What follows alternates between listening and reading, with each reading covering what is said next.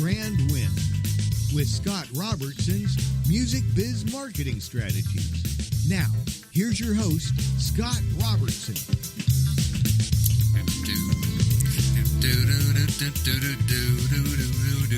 Hey, everybody. Happy Friday. You are tuned to May the Best Brand Win on Entertalk Media, the undisputed leader in music biz talk. I am Scott, your host, and a man who thinks that you don't really know a person until you've tried on their dentures. That's actually a story out of Indiana where a woman was recently arrested for stealing another woman's dentures and wearing them. Yeah. So I tell you that story because no matter where you are in your life, what choices you've made, those kind of things, you're not there yet. You're not there. No matter where you are, you're not at the point where you're wearing another person's teeth. And I think we can all celebrate that, to be quite honest. With me in the booth is a man who always wears his own dentures. He's got a very strict wearing his own denture policy. Paul B. How's it going, Paul? Pretty good. Yeah, you just gotta. I've tried many of other people's dentures, but at the end of the day, you just gotta come back to your own. It feels like home. I mean, just when you think like you've heard the weirdest news story ever, somebody's like, "Wait, hold my beer, hold my dentures, hold my dentures." My God, I mean, put my dentures in your beer. Exactly. We could spend a lot of time going over it, but I really don't have time today. But that's a story that deserves like its own segment, by the way. Anyway, who am I? What I do? I'm Scott Robertson. I run a company called Robertson Communications Corp, also abbreviated as Robertson Com, public relations agency for companies that want to build trusted and beloved brands. How do you reach me? At RobertsonCom, 2Ms, like communications.com on the website. Facebook is facebook.com/RobertsonCom, and Twitter is at RobertsonCom, 2Ms like communications. Or you can shoot me an email to Scott at RobertsonCom, 2Ms like communications.com. And, yeah, that's where you'll find me. And I love to get emails from folks that are listening to the show and agree or disagree with something I've said or find it valuable. I had one person that emailed me and said that I saved them a whole lot of pain because, there was a stupid idea being floated at their company, and believe me, they come every day. And basically he was thinking about the show, and he was like, well, I need to step in front of this. And I was like, man, kudos to you for stepping in front of it. I got to say, not everybody has the guts to do it. As we will cover later in Winning and Losing, you're going to see a whole collection of people who should have jumped in front of the train and didn't. And that's every week. You know, it's not like a special episode where everybody learns a valuable lesson this week. It's like that's every week.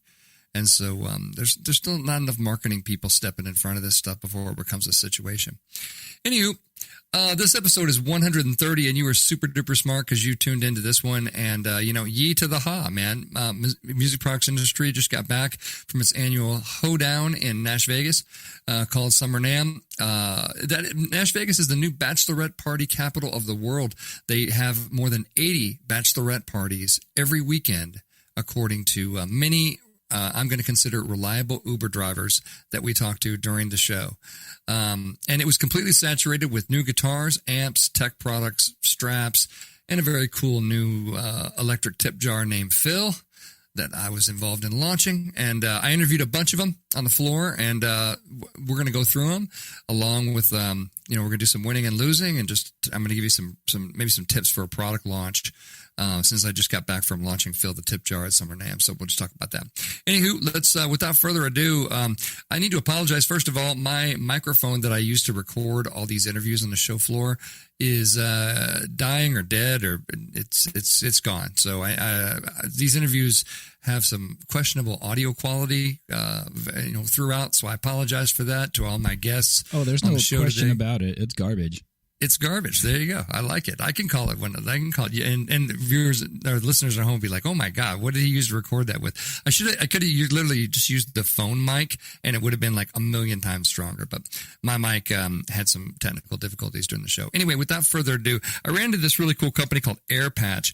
It's a wireless effects controller that's coming in 2019. Really cool company.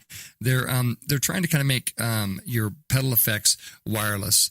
And do that. And they have a lot of really cool tech around there. And I encourage you to go and check them out at at aviateaudio.com. That's aviate, AVIATEAUDIO. So aviateaudio.com. That's where they are. And you can check out Air Patch, which is their new wireless effects controller.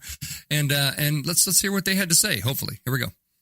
This is Scott. We made the best brand win. I'm here at the Air Patch booth at Summer NAMM. I'm talking with Kanishka and Shane from the company. Shane, why don't you tell me what's going on with Air Patch and what you guys are doing?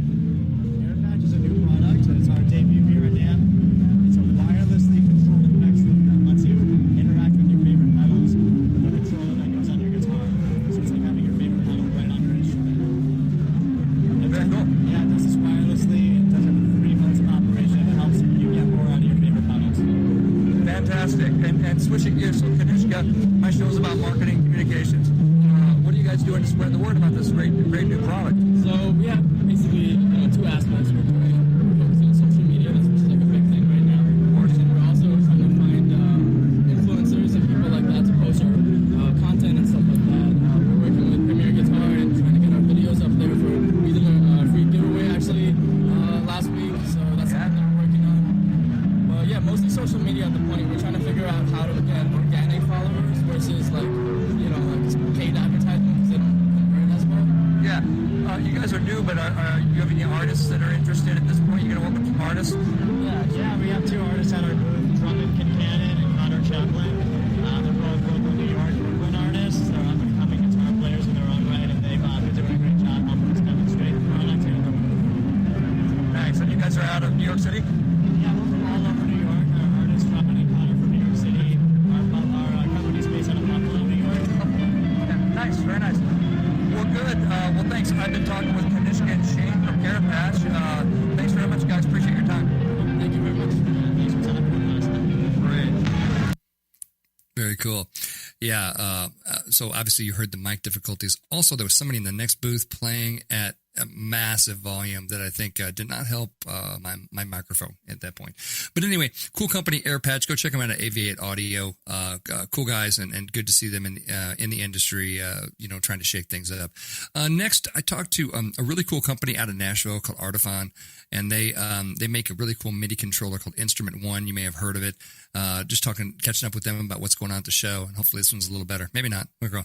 Hey there, it's Scott with May the Best Brand Win. I'm here at Summer NAMM with Adam from Artifon. So, Adam, what do you guys have at Summer NAMM this year?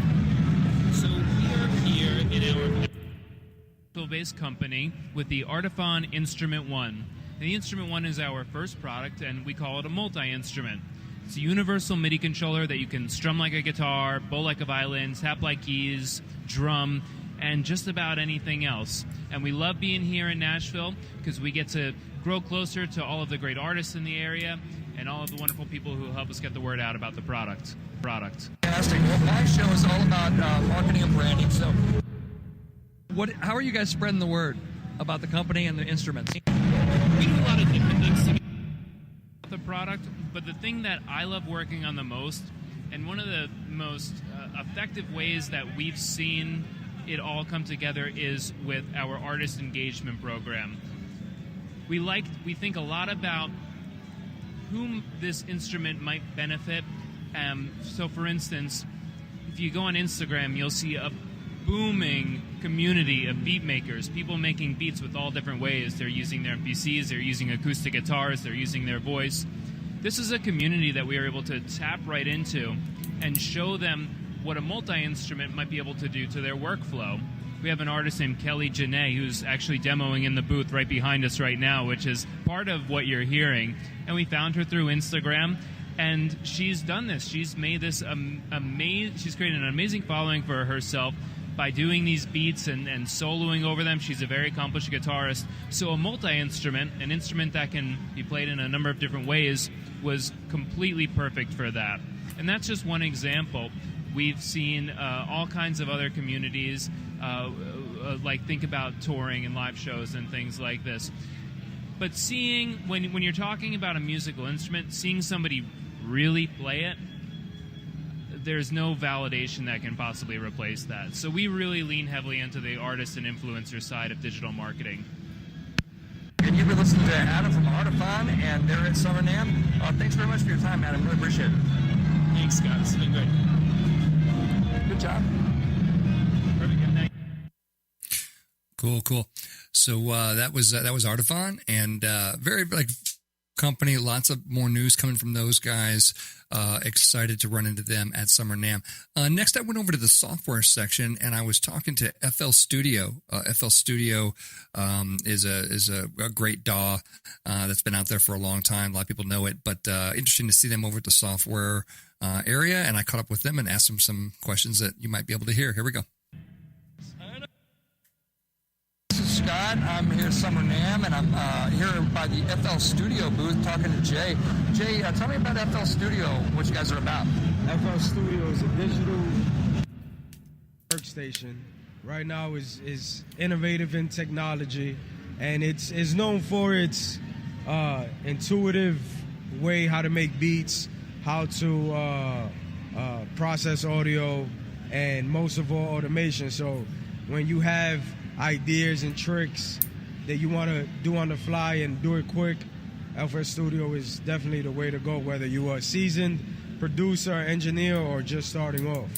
Nice. And you were saying that the company's been around about 20 years. Yes, it's been around about 20 years. It started back, it's a Dutch company, so, you know, they build good stuff, good software, and it's just a company that as well, when you buy the software, you get lifetime free updates.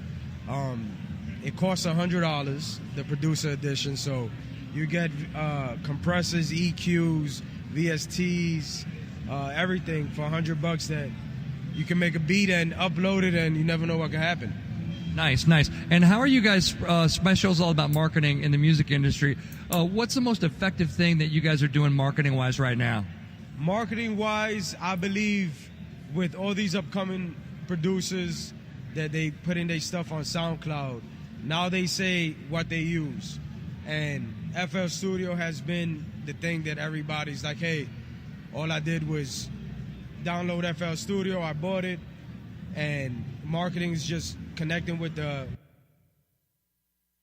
Hey, this is Scott with May the Best Brand Win. I'm here with Dave McCarthy. Oh, we lost the last part of that answer from FL Studio.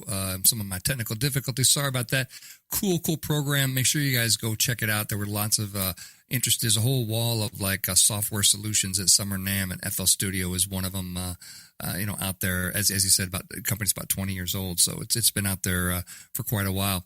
The next person that I caught up with was an old friend from my Jam Hub days when I worked with Jam Hub, and that's Dave McCarthy, who's now the general manager of AirTurn, and that's the company that helps live musicians out, basically turns their sheet music with foot pedals and things like that. You've probably seen like an iPad solution where they kind of have foot pedals and keep the lyrics and the music going for musicians that need to do that with their feet.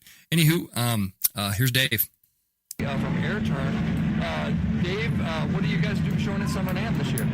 We're showing our line of Bluetooth control pedals and iPad holders.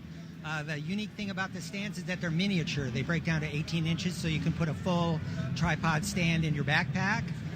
Same with the boom and all that stuff. Our iPad holder can hold any size from an iPhone to an iPad Pro, which is unique. Most of them don't go that far. That's good. And then our pedal line is basically Bluetooth control pedals. What's unique about our pedals are they're fully programmable. And so they can do any command that your keyboard can do, any macro command that your keyboard can do, and any MIDI command from control numbers.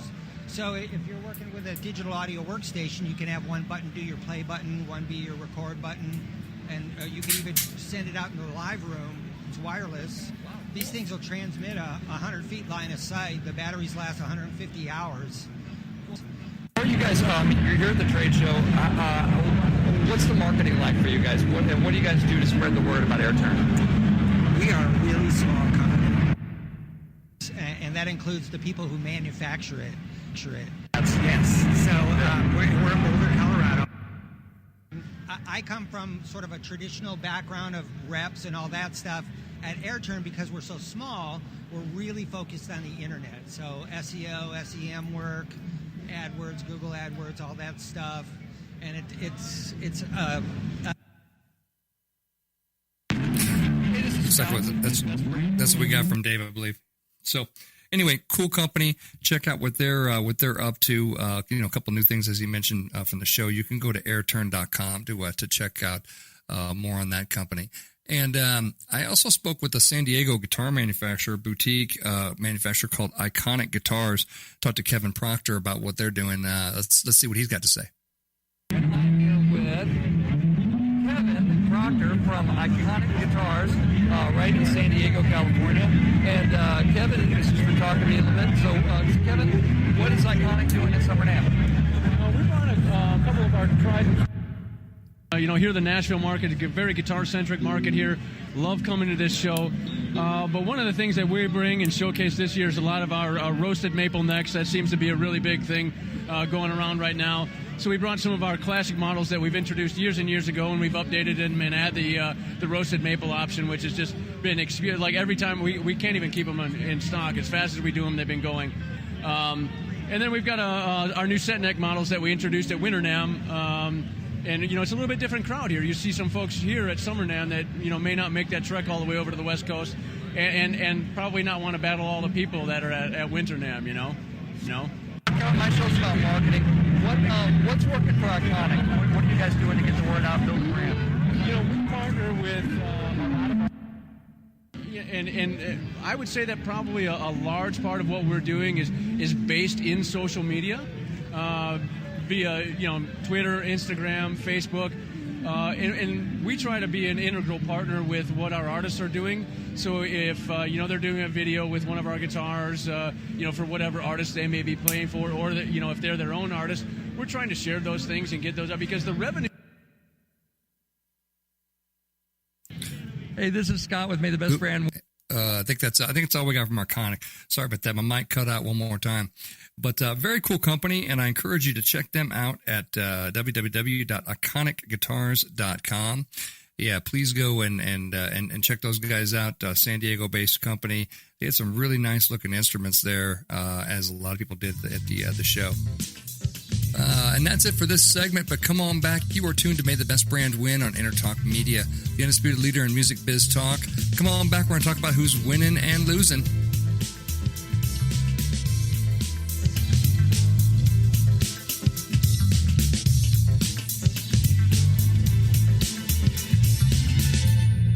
Are you serious about your music? Are you ready to run with the big dogs? The experts at Pitbull Audio have the gear to get you into the game. From leading manufacturers like Mesa Boogie, Fender, Pioneer, and American Audio. To sound your best, you need the best. Pitbull Audio can deliver in rehearsal, on stage, and into the big time.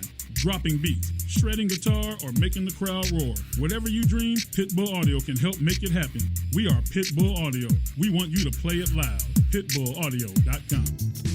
This is Jackie Bertoni from Jackie's Groove. Come join me weekly on my journey through the music business as I take you behind the velvet rope, interviewing industry notables such as Al Di Meola, Michael McDonald, and Al Jarreau, to name but a few. Listen to their stories on being in the studios recording #1 hits and onto the stages throughout the globe. Allow me to be your music historian. You can hear me live every Monday at 2 p.m. and every Wednesday at 12 noon Pacific Standard Time or 24/7 on jackiesgroove.com. Ready to get your groove on? Hi, I'm Tim Dolbear, the host of Sound Experience on Entertalk Radio. Each week, I talk with top professional audio engineers, producers, musicians, and the manufacturers that make the tools that we use in the studio each and every day.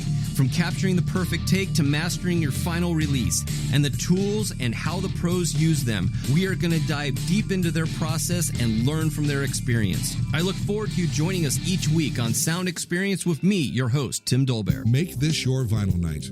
I'm John J.R. Robinson, and every week, music creation comes alive through stories, experiences, and sounds when vinyl records filled our hearts and minds. My friends and I share our tips and techniques used in creation of iconic tracks for recording artists such as Michael Jackson, Eric Clapton, Quincy Jones, and Steve Winwood, to name a few. Vinyl has emerged hot, and the soul of vinyl defines art and passion which burns deepest at night. Tune in every Wednesday at 2 p.m. Pacific Standard Time on EntertalkRadio.com.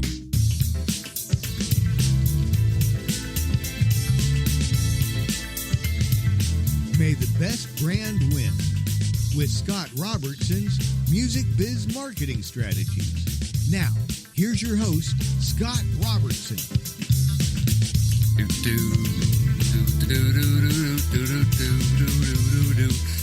everybody, it is Friday. You are so smart because you are tuned to May the Best Brand Win on Entertalk Media, the undisputed leader in music biz talk, and I am Scott, your host. We're talking some companies that were at Summer NAMM. Paul B, you got to dodge the Summer NAMM bullet this year. How was? Did you go to Comic-Con? No Comic-Con either. No Comic-Con either. No shows for you. You just kind of hung out and drank beer or something. Right? I went to see the Claypool Lennon Delirium. If you know that. All right. How was that? That was pretty cool. That was a good show. That was right around the Comic-Con, same weekend as Comic-Con. Very nice. You know, as I mentioned before, Nashville's the bachelorette capital of the world.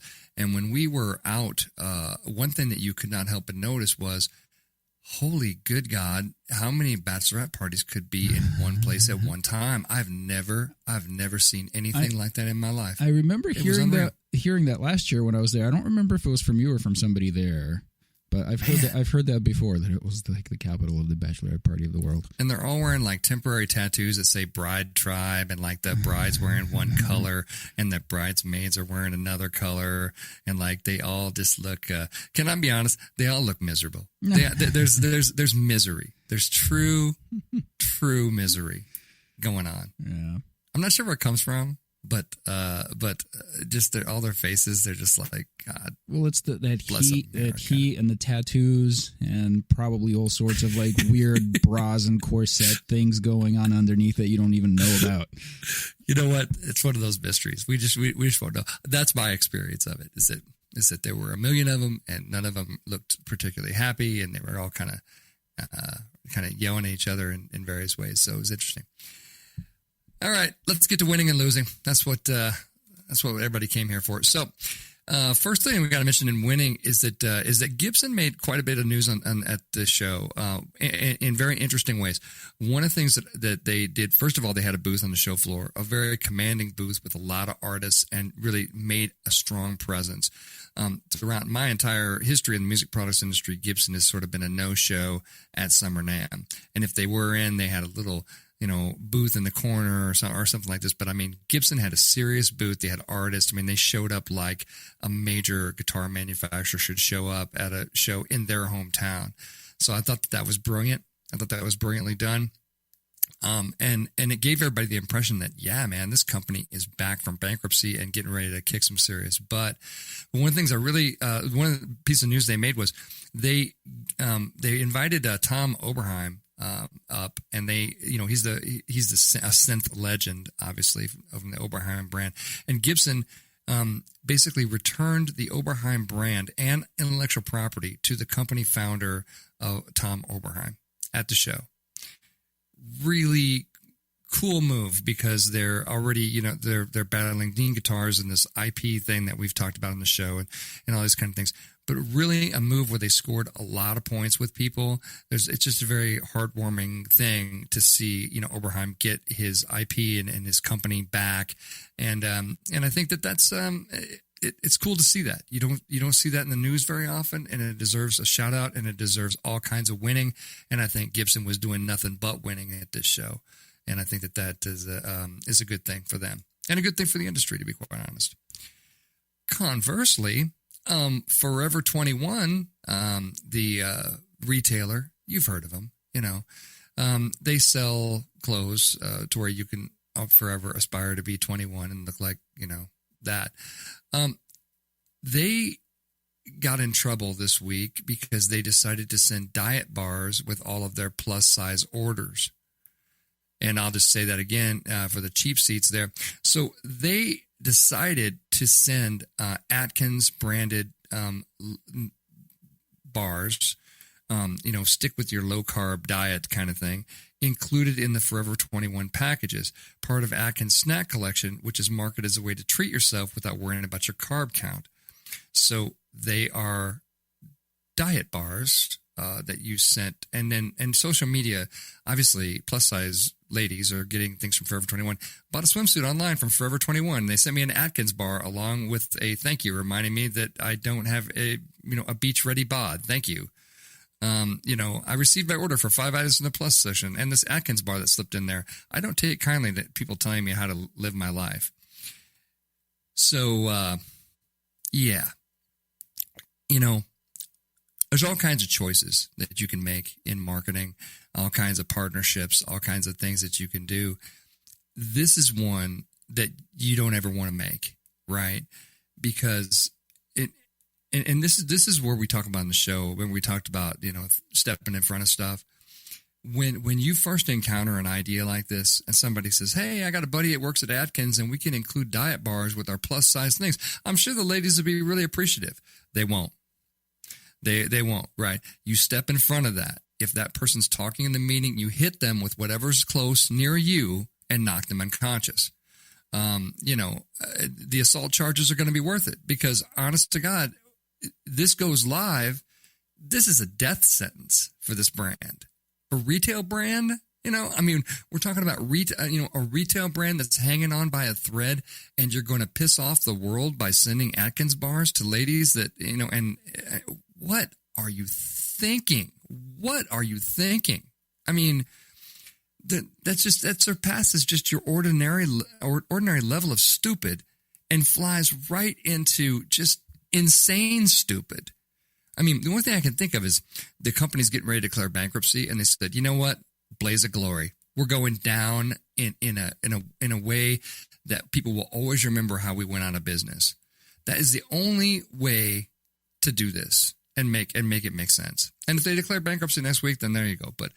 But as you might imagine, from a public relations standpoint, none of this coverage has been positive. Everybody that's plus sized in the world with an opinion has weighed in on the negative side, right? And you don't have any defense if you're Atkins. You're like, or if you're Forever 21, if you're Atkins, you do, because you're like, hey, we're a diet company, whatever, Forever. But if you're Forever 21 and you just send it to the plus size people, what the hell are you doing? What's the matter with you? Why? So much losing.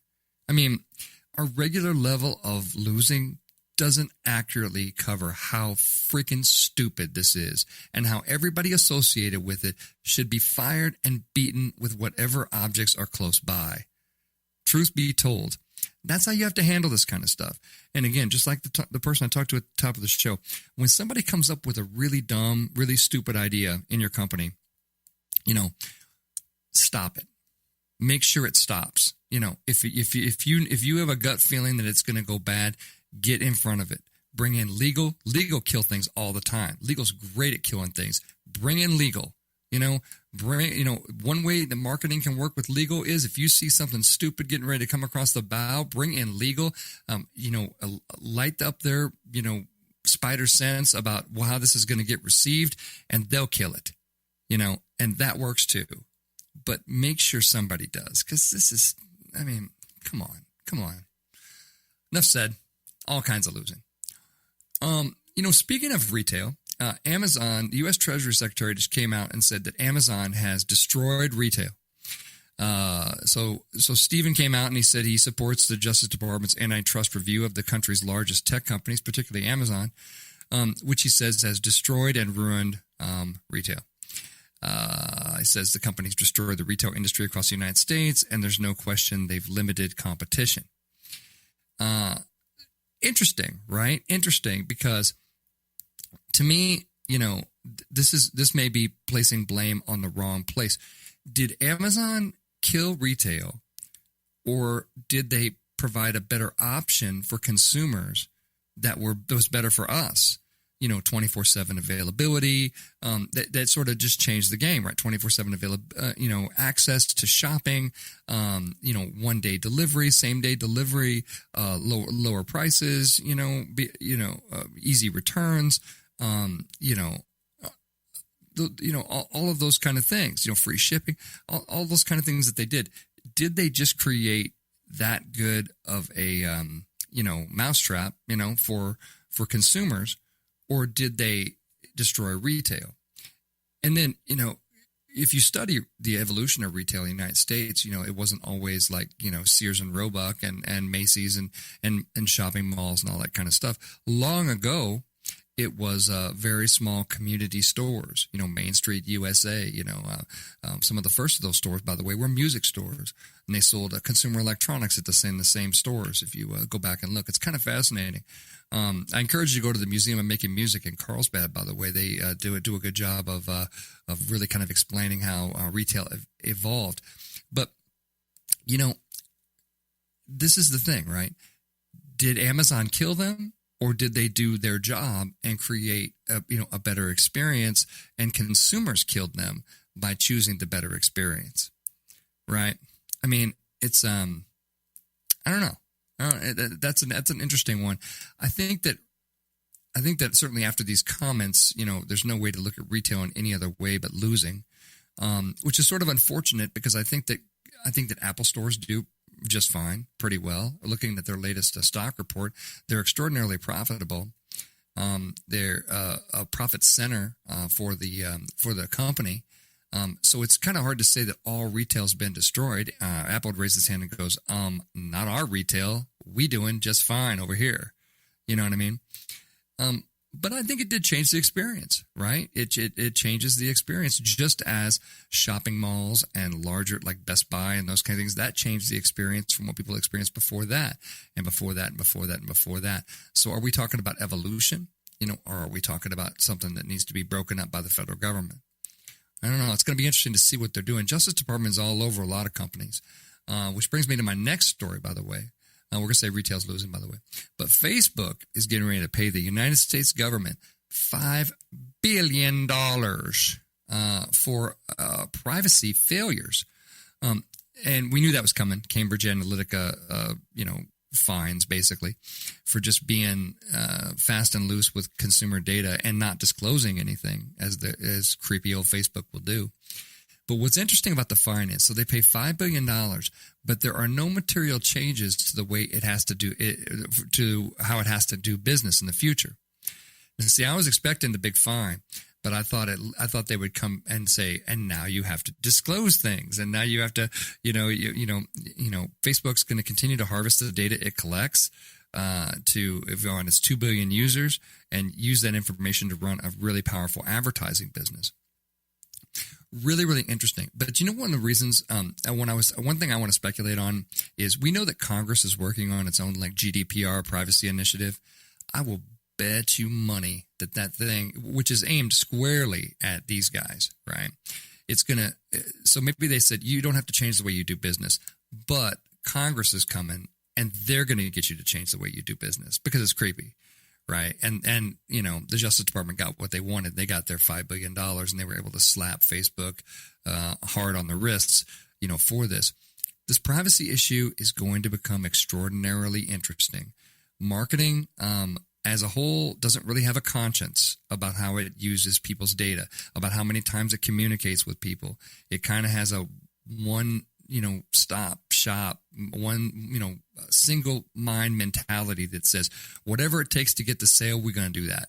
Whatever it takes. If we have to send 8 emails to you, we're going to do it. If we have to send 8,000, we're still going to do it. If we have to do robocalls, yes, we're still going to do that.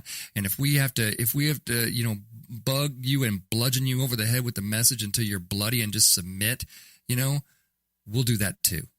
Because we don't care. Because we're marketing and we don't care. Apparently. By the way, that flies completely in the face with my philosophy of marketing, which I believe you should attract people with things that you're doing and not bludgeon them over the head with things, because you're in the relationship business. If you're in the relationship business, then you better care about how many times you reach out and touch people, because if you reach out and touch them one time too many, they're going to end the relationship with you forever right there. So it all kind of depends. Like on the episode I talk about, when we talk about privacy in depth, it's always going to come down to the question of, what do you care about? Do you care? Are you selling stuff, or are you building relationships? And it literally is that decision point. Because if you're selling stuff, then you will do, and then there are any tactics that you would take to achieve that objective. But if you're in the relationship game, you can't do that, because you have to care about what the audience thinks about things. Really, really important. So, anywho, Facebook losing $5 billion. Congress getting ready to drop their own GDPR. Definitely losing when that hits. California Data Privacy Initiative goes into effect in 2020. That's going to be fascinating for marketers that play fast and loose with people's data. California's going to get rich off of that money. So, anywho, did you know that Reverb was sold? Etsy, all the little shops, you can buy T-shirts and jewelry and stuff from all the little craftspeople around America. Etsy has acquired the Musicians Marketplace for $275 million, as announced at Summer NAMM. So we got to say that Reverb, which is a pretty disruptive force as an online marketplace and a community for musicians. It's about, Etsy's kind of an e-com website that specializes in handmade vintage items. They bought it for $275 million. Fascinating. So Reverb is kind of like eBay for musicians, although eBay is also eBay for musicians, just so you know. It was founded in 2013 by Chicago Music Exchange owner David Kalt as a solution for people who want to buy and sell instruments online. Kalt's still involved, and he made some statements. You can check it all out on musicradar.com. It was also on the street and a few other things. So check that out. I think Reverb's definitely winning. Etsy remains to be seen what they're going to be able to do with this new piece of music.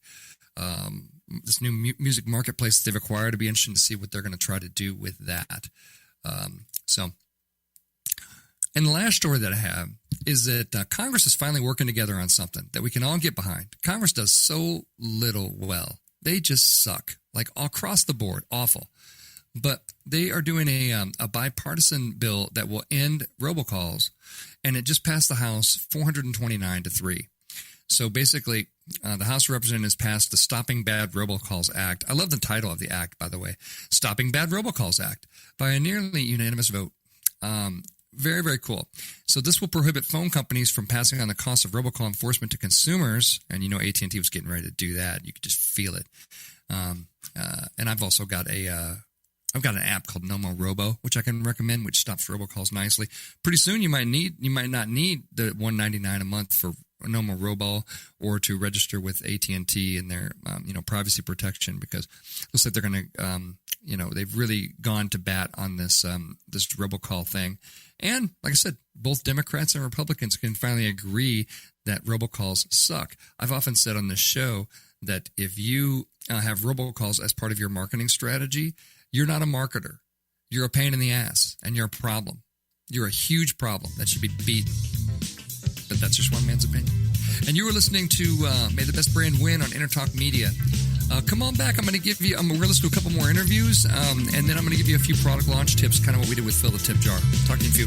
a few. I'm Tim Dolbear, the host of Sound Experience on Entertalk Radio.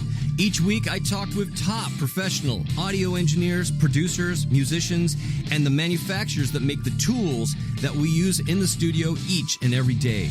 From capturing the perfect take to mastering your final release, and the tools and how the pros use them, we are going to dive deep into their process and learn from their experience. I look forward to you joining us each week on Sound Experience with me, your host, Tim Dolbear. Are you serious about your music? Are you ready to run with the big dogs? The experts at Pitbull Audio have the gear to get you into the game. From leading manufacturers like Mesa Boogie, Fender, Pioneer, and American Audio. To sound your best, you need the best. Pitbull Audio can deliver in rehearsal, on stage, and into the big time. Dropping beats, shredding guitar, or making the crowd roar. Whatever you dream, Pitbull Audio can help make it happen. We are Pitbull Audio. We want you to play it loud. PitbullAudio.com. Make this your vinyl night. I'm John J.R. Robinson, and every week, music creation comes alive through stories, experiences, and sounds when vinyl records filled our hearts and minds. My friends and I share our tips and techniques used in creation of iconic tracks for recording artists such as Michael Jackson, Eric Clapton, Quincy Jones, and Steve Winwood, to name a few. Vinyl has emerged hot, and the soul of vinyl defines art and passion which burns deepest at night. Tune in every Wednesday at 2 p.m. Pacific Standard Time on EntertalkRadio.com. This is Jackie Bertoni from Jackie's Groove. Come join me weekly on my journey through the music business as I take you behind the velvet rope, interviewing industry notables such as Al Di Meola, Michael McDonald, and Al Jarreau, to name but a few. Listen to their stories on being in the studios recording #1 hits and onto the stages throughout the globe. Allow me to be your music historian. You can hear me live every Monday at 2 p.m. and every Wednesday at 12 noon Pacific Standard Time or 24/7 on jackiesgroove.com. Ready to get your groove on?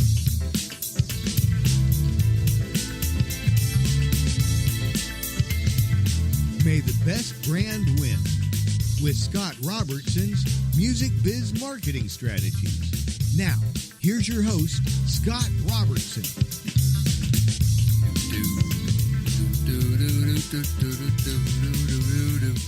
Hey everybody, it is Friday and you are tuned to May the Best Brand Win on Entertalk Media, the undisputed leader in music biz talk.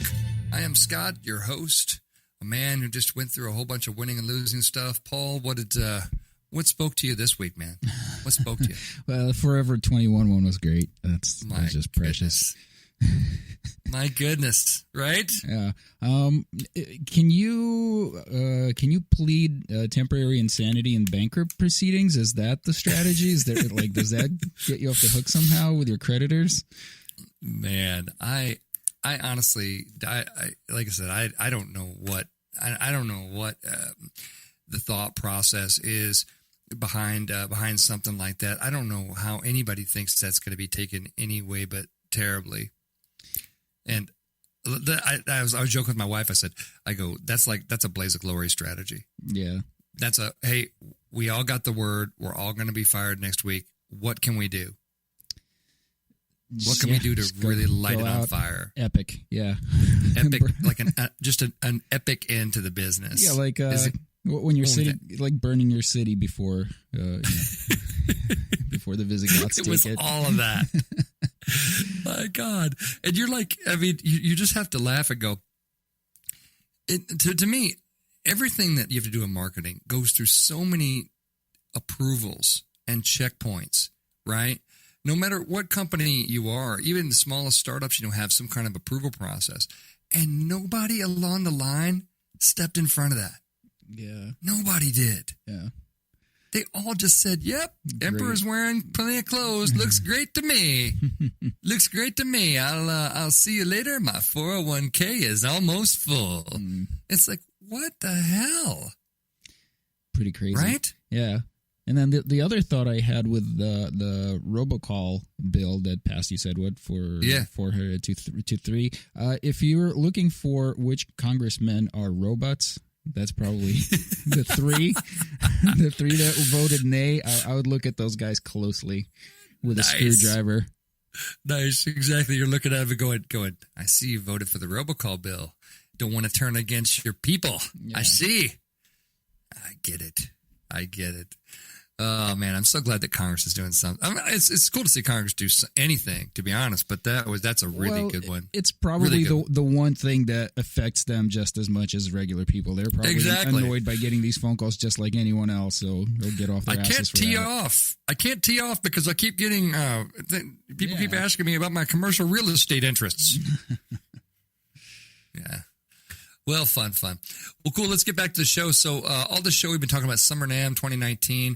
I got a couple more interviews for you. Again, apologies for my awful microphone, which cut in and out on some of my stuff, but hopefully we can still get the gist of these things. Next one up is Gator Cases, and I talked to Crystal Morris, who is the president CEO of the company. Talked to her about what's going on at the show, and let's hear that one. I'm at Summer NAMM. I'm here with Crystal Morris from Gator Cases. So, Crystal, what are you guys showing at the show that's new and exciting? Yeah, thanks for coming over. I'm super excited about our new retro racks. So they look like amps, but they're actually racks. I think everyone that's walked by just thinks they're super vibey and cool. Nice. And we actually have some unbelievable new uke bags that are like high-end ukulele bags. Yeah. Really nice, padded, super cool. Also bags for the Kemper, for the Aux, for the Helix. So just kind of some popular items out there. We got some new coverage, new ways to carry them around, take care of them. Nice. Yeah. Ergonomic bass straps for musicians like me. Oh man. Okay, so our business, we have come up with this cool new design. Starts with the fact that it is fully adjustable while you wear it. So most guitar straps, you have to either a ladder system, try it out, high or low. Our new patent pending design lets you up and down while you're wearing it. So that's super cool. And then we wanted to, not that you're very young, but lots of times when you play a lot of guitar, your shoulder is hurting. Yeah. So we were looking for a solution for that. And we've developed this ergonomic strap that's actually like a split strap design. Still looks cool, but it lets you kind of shift it on your shoulder to spread the weight out. And we're really seeing like every person's come by and tried it, just loves it. Heavier the bass, the better. Very nice, very nice. So what are you doing to spread the word? What's really working for you marketing-wise these days? Honestly, a lot of it exists online, so on all the social platforms. Also think YouTube is a great vehicle. People are out watching videos. We're doing a lot of video work. And then it's, partnerships, a lot of partnerships where we work with other companies, other retailers to help get the word out and talk about new product. Awesome. A lot of online presence. Awesome. Well, you guys have been listening to Crystal Morris from Gator, and this is Scott signing off from Summer NAMM. Thanks so much, Crystal. Awesome. Thank you for having me. Nice, very cool. Well, it sounded like she was on the surface of the moon doing that interview. That's my lovely microphone, which I will never be using again for any type of interview situation. But I encourage you to check out those ergonomic straps. Really, really cool, and absolutely, especially if you I can attest that if you play a lot of shows, you're wearing a heavy bass, on your shoulder, it definitely takes its toll. And if they have a way to space that out to where you can, put a little more pressure on the back, or you can split the pressure points on the shoulder, I think that stuff is ingenious, and keeps us older folks from lets us play Freebird just one more time. You know what I'm saying? It's all about playing Freebird. And then the last one I want to talk to was my client that I was there helping to launch, one of my clients. And it's a brand new interactive tip jar called Fill the Tip Jar that basically, I'll just let the president of the company, Chris, tell you all about it. Here you go. So that's going to be on...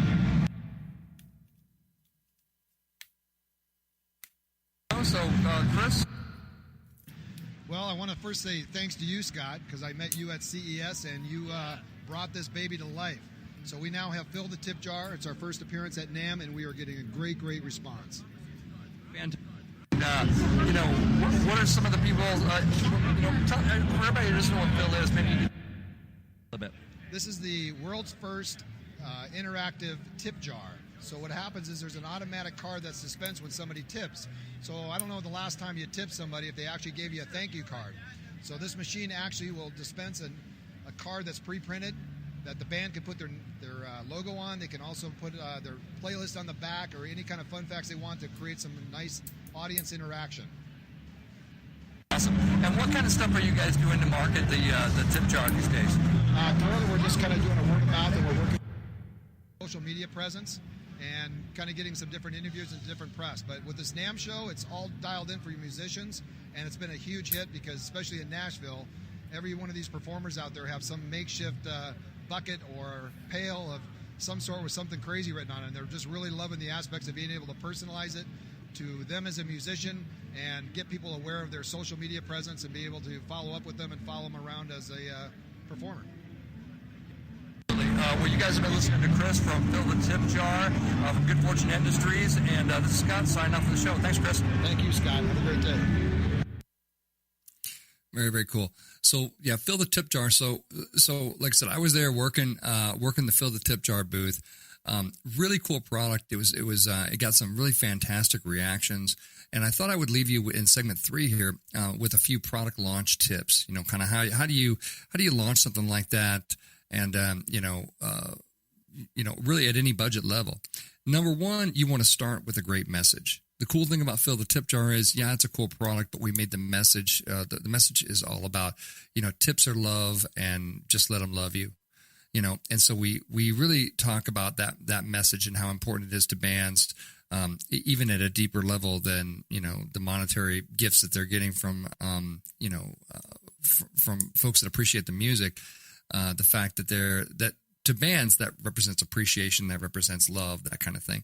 And so that's really where we kind of anchor the message. And it gives us a lot more storytelling to do.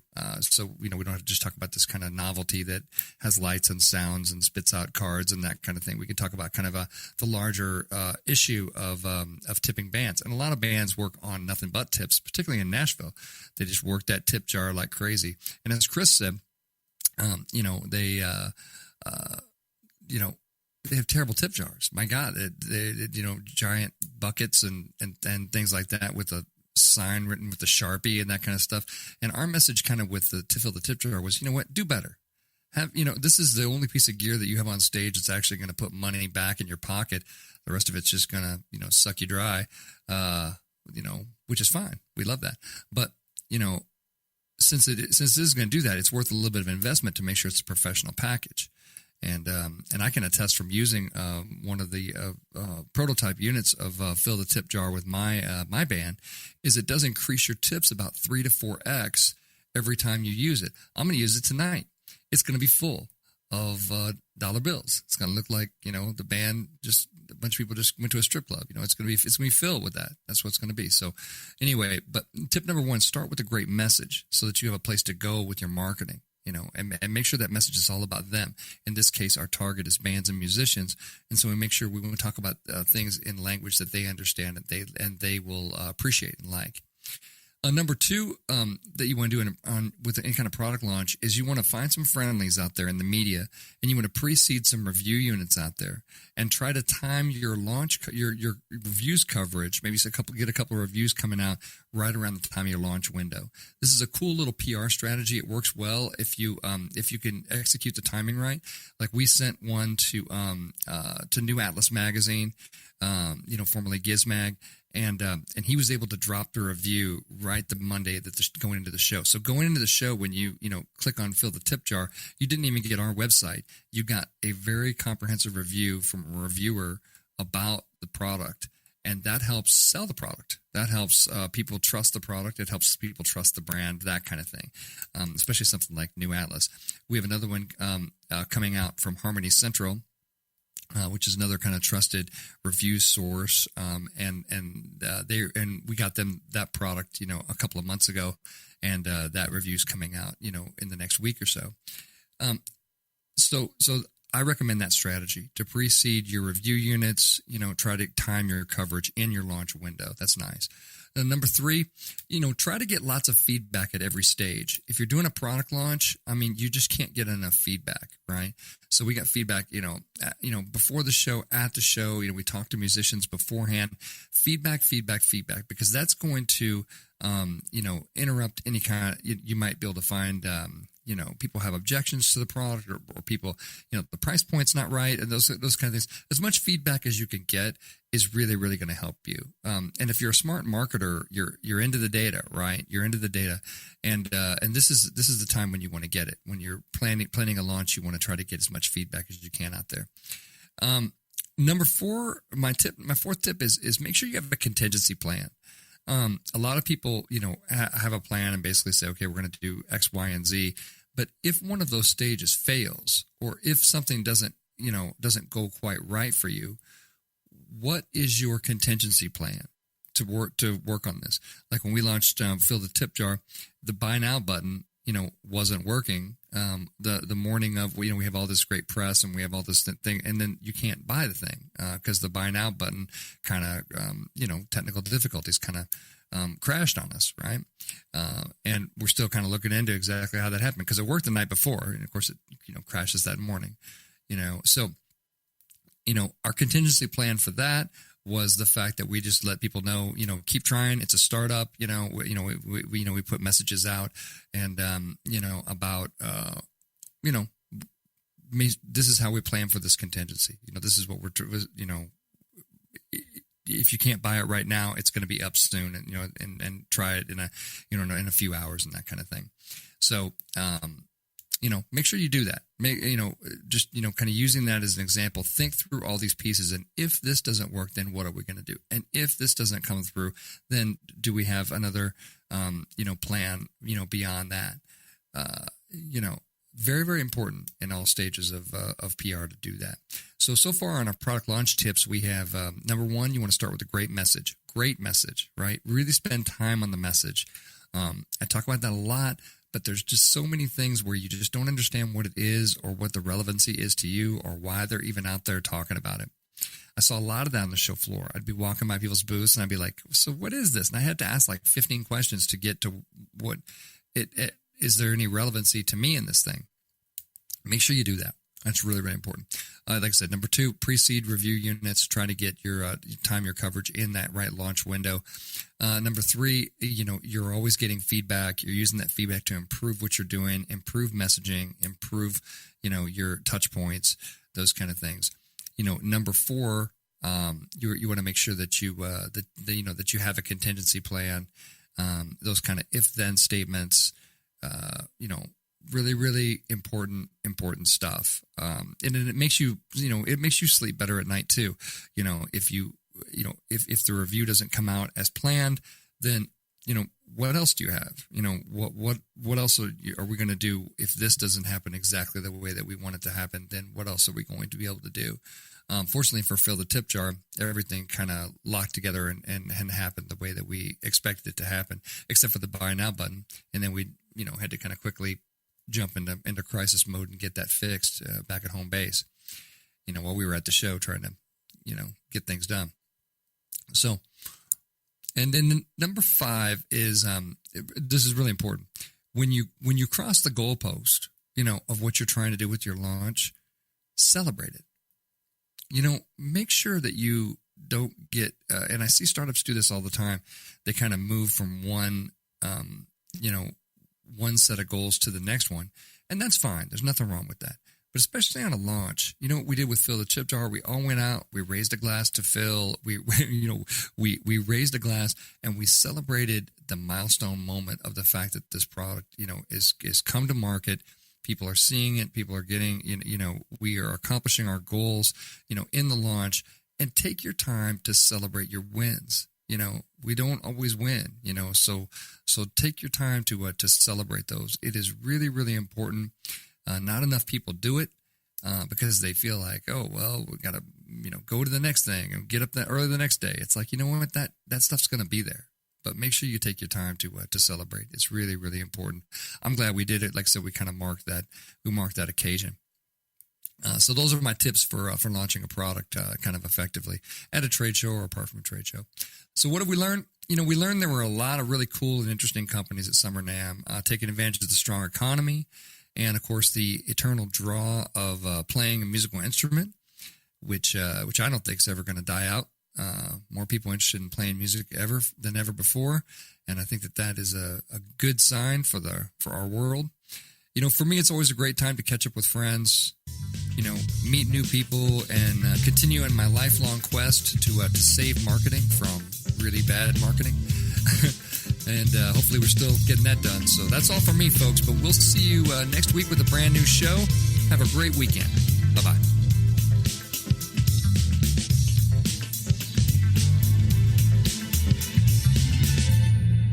You know what's all around you every waking moment of your life? Marketing. You're choking on it. I'm Scott Robertson, and when it comes to strategic PR, branding, and marketing, I've seen it all. And actually, I'm still seeing it because bad marketing never sleeps. Join me each week on May the Best Brand Win, right here on Entertalk Radio, and learn how to make the marketing for your brand unforgettable. Hi, this is Tim Dolbear from Eclectica Studios. I'm a full-time mixing and recording engineer. I work with Grammy winners, labels, and indie artists, using state-of-the-art digital mixing and restoration tools and the very best in analog gear. Really, though, it's my ability to bring tracks to life and fulfill your vision for your music. This has made me sought after by producers and artists worldwide. So spend your time working on music and not chasing a mix down a rabbit hole. Go to timdolbear.com and check out our free one-song mix offer. Are you serious about your music? Are you ready to run with the big dogs? The experts at Pitbull Audio have the gear to get you into the game. From leading manufacturers like Mesa Boogie, Fender, Pioneer, and American Audio. To sound your best, you need the best. Pitbull Audio can deliver in rehearsal, on stage, and into the big time. Dropping beats, shredding guitar, or making the crowd roar. Whatever you dream, Pitbull Audio can help make it happen. We are Pitbull Audio. We want you to play it loud. PitbullAudio.com. This is Jackie Bertoni from Jackie's Groove. Come join me weekly on my journey through the music business as I take you behind the velvet rope, interviewing industry notables such as Al DiMeola, Michael McDonald, and Al Jarreau, to name but a few. Listen to their stories on being in the studios recording #1 hits and onto the stages throughout the globe. Allow me to be your music historian. You can hear me live every Monday at 2 p.m. and every Wednesday at 12 noon Pacific Standard Time or 24/7 on jackiesgroove.com. Ready to get your groove on?